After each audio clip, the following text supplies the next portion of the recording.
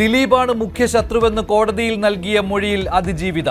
സിനിമയിലോ പുറത്തോ മറ്റ് ശത്രുക്കളില്ല. ദിലീപും കാവ്യയും തമ്മിലുള്ള ബന്ധം സിനിമാ രംഗത്തെ എല്ലാവർക്കും അറിയാമായിരുന്നു.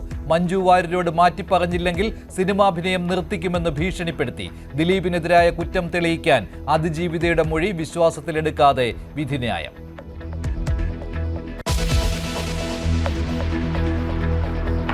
സൈബർ ആക്രമണത്തിൽ പരാതിയുമായി അതിജീവിത. മാർട്ടിൻ പ്രചരിപ്പിച്ച വീഡിയോ നീക്കണമെന്നാവശ്യം. പോലീസ് ഉടൻ കേസെടുക്കും.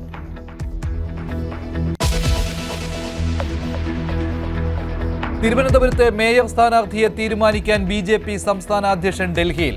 സർപ്രൈസ് സ്ഥാനാർത്ഥി ഉണ്ടായേക്കും. കൊച്ചി കോർപ്പറേഷൻ ഡെപ്യൂട്ടി മേയർ സ്ഥാനത്തേക്ക് അവകാശവാദവുമായി മുസ്ലിം ലീഗ്. മുന്നണി വികസനം അജണ്ടയിൽ ഇല്ലെന്ന് ആവർത്തിച്ച് PJ ജോസഫ്. ഭരണത്തോടുള്ള അസംതൃപ്തിയാണ് തെരഞ്ഞെടുപ്പിൽ പ്രകടമായതെന്ന് കത്തോലിക്ക കോൺഗ്രസ്.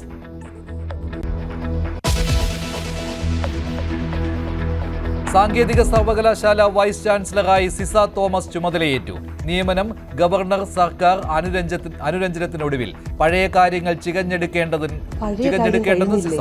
ഇനിയിപ്പം അതെല്ലാം ഇന്നിപ്പം എനിക്കൊരു സ്വീകരണം കിട്ടി വരാൻ സാധിച്ചെങ്കിൽ മുന്നോട്ട് നോക്കിയാൽ പോരെ. നമ്മൾ പഴയ കാര്യങ്ങൾ ഇനി ചികഞ്ഞെടുക്കേണ്ട കാര്യമുണ്ടോ?